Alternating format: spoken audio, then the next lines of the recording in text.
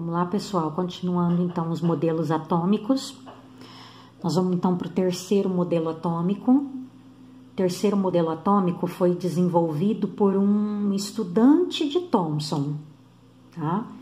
O Rutherford, Ernest Rutherford, ele era um estudante neozelandês, né, da Nova Zelândia. Ele fazia parte da equipe do Thomson, tá? Então ele participava, né, das pesquisas do Thomson. Só que ele estava dentro assim de um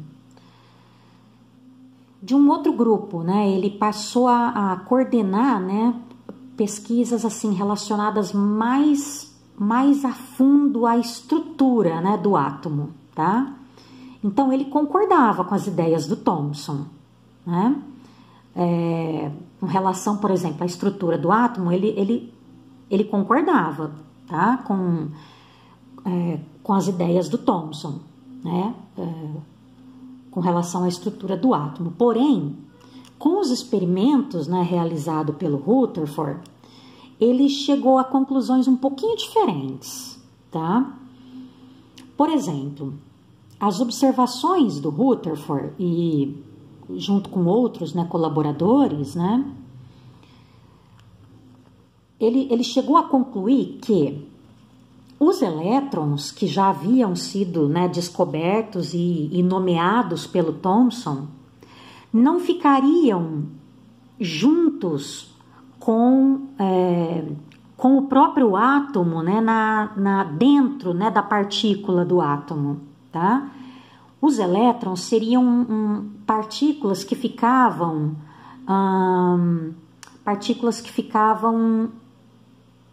vagando, né, em torno, né, da carga positiva do átomo, tá? Então, os elétrons, eles não ficavam parados, tá? Os elétrons, eles não ficavam parados junto com a carga positiva do átomo. Então, por isso, o Rutherford, ele, para complementar, né, como uma complementação da teoria do Thomson, ele, além, né, de já ter o nome das partículas, né, de carga negativa, que eram os elétrons, ele deu agora o nome das cargas positivas, né, do átomo. Então, as partículas com carga positiva que estavam presentes no átomo, ele passou então a chamar de prótons, tá? Então, os prótons são as partículas de carga positiva do átomo. Essas partículas de carga positiva do átomo, elas ficam no centro do átomo, olha aqui, e elas não se movem, tá? Ele chamou esse centro do átomo de núcleo, tá? Então, ele deu o nome, né, de prótons, o centro, né, do átomo, que é formado, então, por essas cargas positivas, e ele chamou, então, de prótons. E todo esse conjunto de cargas positivas que fica no centro do átomo, ele deu o nome de núcleo, que a gente já está bem acostumada, né, a chamar de núcleo, núcleo da célula, núcleo do centro da Terra, né? Tudo que é central aí a gente chama de núcleo, né? Então, ele chamou de núcleo aqui do átomo, composto, então, pelos prótons de carga positiva, tá? E em volta ficariam o quê? Girando os elétrons de carga negativa. Então, ele propôs que esses elétrons, eles ficariam girando em torno do núcleo, formando, né, descrevendo aí uma órbita que ele passou a chamar de eletrosfera, tá? Então, resumindo, né, o modelo atômico de Rutherford seria então, o núcleo, né, seria então formado por o átomo seria então formado por um núcleo com carga positiva, os prótons, e uma eletrosfera com carga negativa com os elétrons, tá? Então, esse seria o modelo atômico de Rutherford, certo? Essa foi a proposta aqui do modelo atômico de Rutherford. Essa proposta do Rutherford, né, esse modelo atômico do Rutherford, foi muito bem aceita, tá? E foi, assim, muito utilizada, né, por bastante tempo. E ela foi, assim, logo depois, né, que ele propôs essa teoria, né, esse modelo, um outro cientista deu uma aperfeiçoada, né, nesse modelo atômico, né, de Rutherford. E aí é o modelo que a gente utiliza até hoje, né, que é o modelo de Rutherford-Bohr, que é desta página agora, da página 40. É o modelo utilizado praticamente até hoje, modelo de Rutherford-Bohr. Rutherford-Bohr, o Niels Bohr foi um físico dinamarquês, tá? Ele também pertencia ao grupo de estudos, né, ele fazia parte, né, do grupo de estudos do Rutherford, e aí, junto, né, com os estudos do Rutherford, ele desenvolveu outros estudos, né, estudos assim, paralelos, né, ao do Rutherford, em que ele utilizava elementos químicos diferentes, tá? Então, utilizando-se elementos químicos diferentes, ele passou a estudar mais especificamente a camada dos elétrons, tá? A camada dos elétrons do átomo. Então, ele considerou o quê? Que os elétrons, né, que estão distribuídos, né, ao redor do núcleo, ele considerou que essas camadas em torno do núcleo, elas são formadas por níveis de energia diferentes, tá? Então, conforme os elétrons estão distribuídos por essas camadas, tem quantidade de energia diferente, tá? E, através de estudos, né, utilizando aí elementos químicos diferentes e chama de fogo, ele descobriu que os elétrons, eles podem saltar, né, pular de uma camada para outra, uma camada da eletrosfera para outra, tá?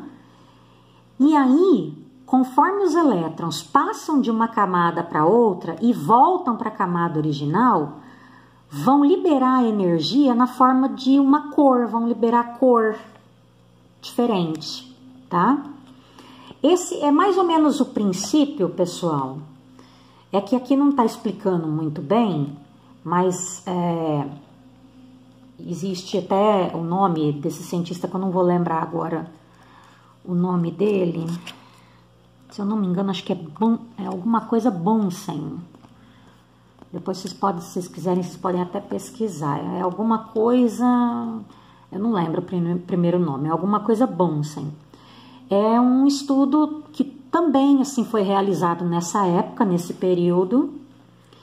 E também ele utilizou elementos químicos diferentes, também utilizou fogo, chama, e ao utilizar chama, né, e elementos químicos diferentes, ele também estava nesse estudo, né, do átomo, né, ele verificou que esses elementos químicos diferentes, ao entrar em contato com o fogo, liberavam cores diferentes, produziam, né, cores diferentes. Se produziam cores diferentes é porque estavam liberando energia, né, de uma maneira diferente, tá? É porque os elétrons estavam se comportando de uma maneira diferente, tá? Isso foi o princípio do desenvolvimento, sabe do quê? Dos fogos de artifício coloridos que a gente tem hoje, tá? Os fogos de artifício aí que queimam aí e produzem cores maravilhosas aí que a gente vê, né? Que a gente admira e fica tão admirada, né? De ver aí as cores tão diferentes, né? Que são produzidas aí, tá? É esse o princípio, tá? É a utilização de elementos químicos diferentes, tá? Bom, e aí, qual foi então a conclusão, né? Com que Bohr chegou, né? Juntamente com o modelo atômico do Rutherford. Então, com os resultados, né, o Bohr, né, ele complementou, né, o modelo atômico de Rutherford, e aí ele concluiu o seguinte, olha, isso é muito importante, essas 3 bolinhas aqui são muito importantes, tá? Então, vamos lá. Então, eles concluíram que Bohr e Rutherford, os elétrons, eles giram em torno do núcleo, formando camadas ou órbitas. Então, olha aqui. É esse daqui, um modelo de Rutherford-Bohr, tá? Esse é o modelo mais aceito até nos dias atuais, tá? É o modelo, vamos dizer assim, mais utilizado até hoje, tá? É o modelo atômico de Rutherford-Bohr, tá?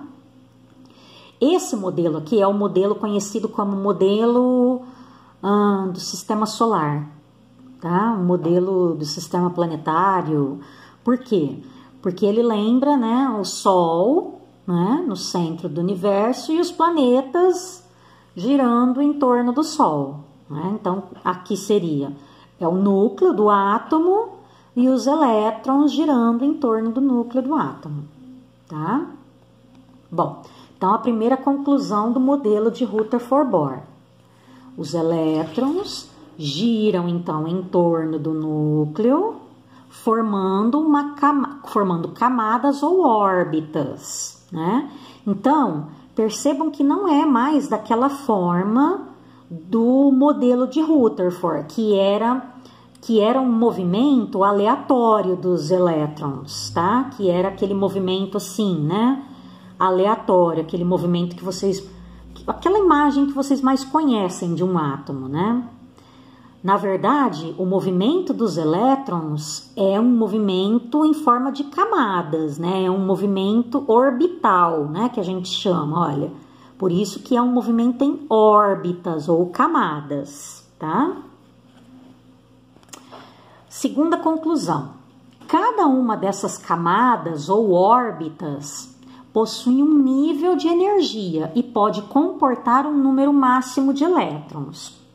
Então, cada uma dessas camadas, e a gente vai ver quantas são as camadas, isso a gente vai ver no tema 2, na próxima semana de aula de ciências, tá?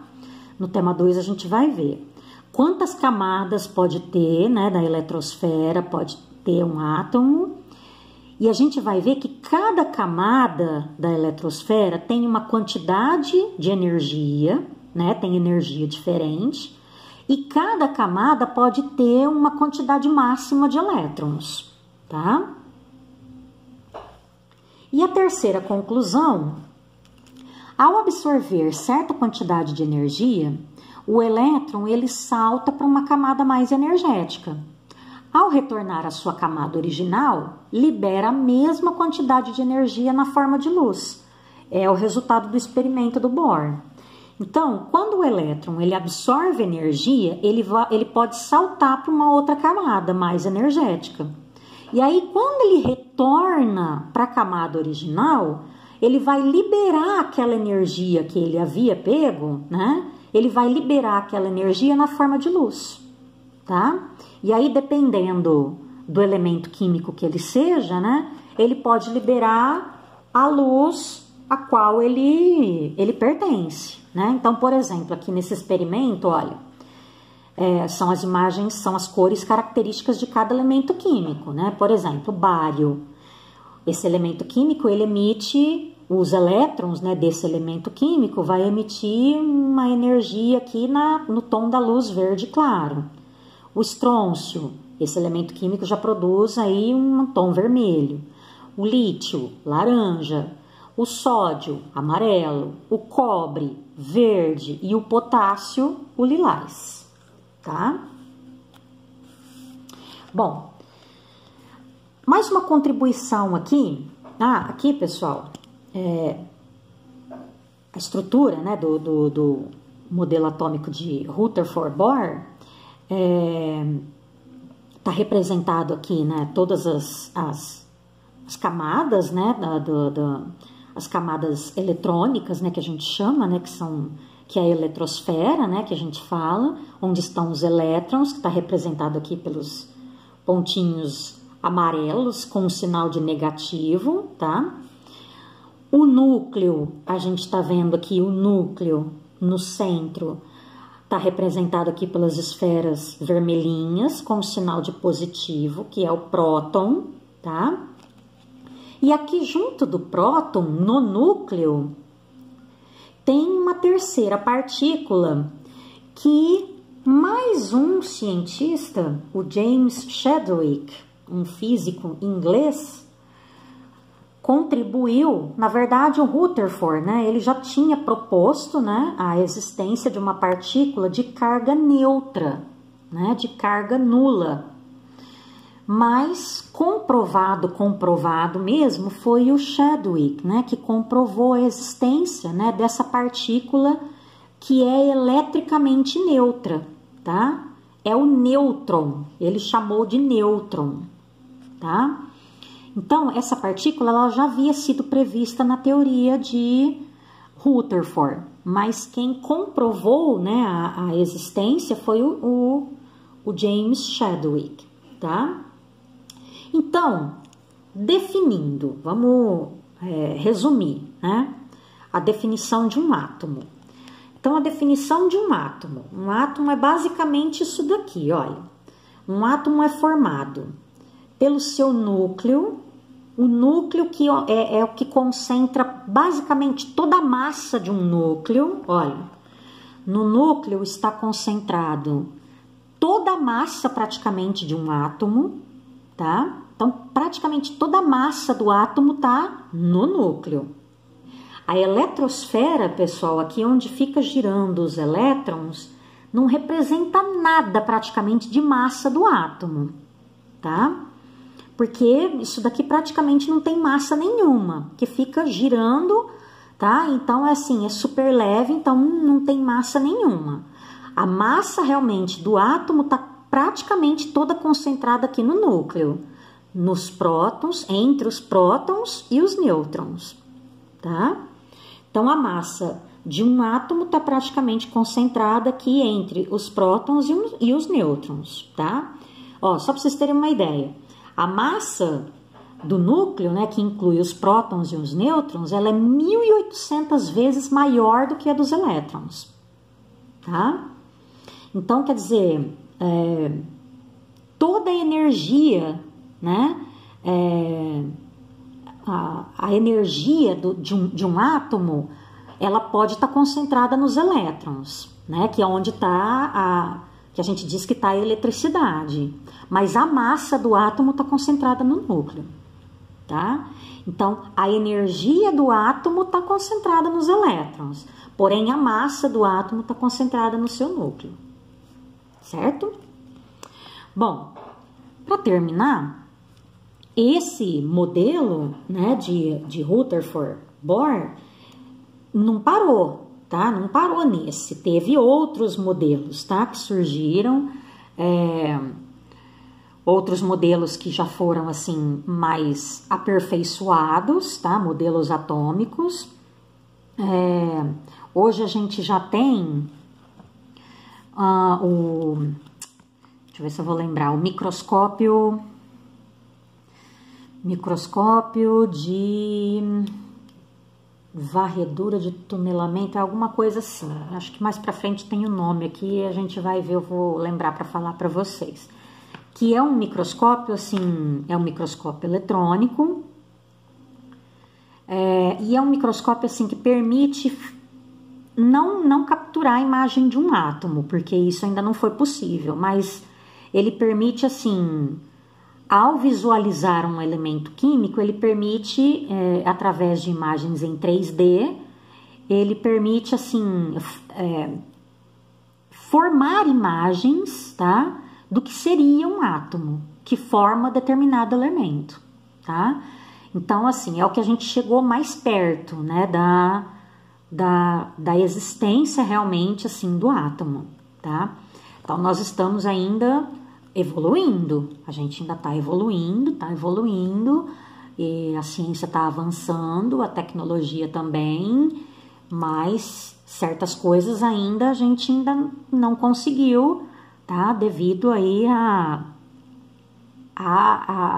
muitas coisas que ainda temos para descobrir, tá? E a gente ainda necessita de alguns instrumentos, materiais aí que não foram descobertos ainda e que a gente necessita de mais tecnologia para que a gente consiga confirmar, né, a existência de determinados pontos aí, tá bom? Bom, é isso então. Na outra página aqui tem mais uma página desse tema, mas não tem mais conteúdo, tá? A última página do conteúdo do tema 1 é essa. É um assunto complexo, tá, pessoal? A gente já começa então com os modelos atômicos. Esse é um assunto que, apesar de parecer assim, pode parecer assim meio que desnecessário, mas eu faço questão de explicar muito bem isso para vocês, porque é sempre um tema que cai muito assim, tanto em vestibulinho, que vocês brevemente aí poderão fazer, quanto também em vestibular, que futuramente vocês poderão prestar aí também, tá? Então, sempre cai em vestibulinho, em vestibular, sempre cai pergunta relacionada aí a modelos atômicos, tá? Então, além das minhas videoaulas, eu vou mandar também alguns videozinhos do YouTube, tá? Que mostram aí animações para ficar mais fácil, né? Para vocês entenderem aí essa evolução dos modelos atômicos, tá? Às vezes com outras palavras, né? Um outro jeito de explicar, mas basicamente é a mesma coisa, tá? Só para ficar mais assim, mais visual, né, para vocês verem, né, como é essa evolução aí dos modelos atômicos, tá bom? Então é isso, pessoal. Na próxima semana de aula de ciências, a gente vai estudar o átomo em si, tá? A gente vai estudar como é a composição, né, do átomo, todas as camadas que formam a eletrosfera, tá? Vamos estudar aí o átomo como composição, né, dos elementos químicos, tá? E logo, logo a gente já tá chegando, acho que lá no tema 3 ou 4, a gente já tá chegando na tabela periódica, onde a gente vai estudar os principais elementos químicos da tabela periódica, tá bom? Então, nessa semana é só isso, por enquanto é só o tema 1, certo? Qualquer dúvida, pode me chamar aí que eu tô à disposição, tá bom? Um beijo para todos, até a próxima semana.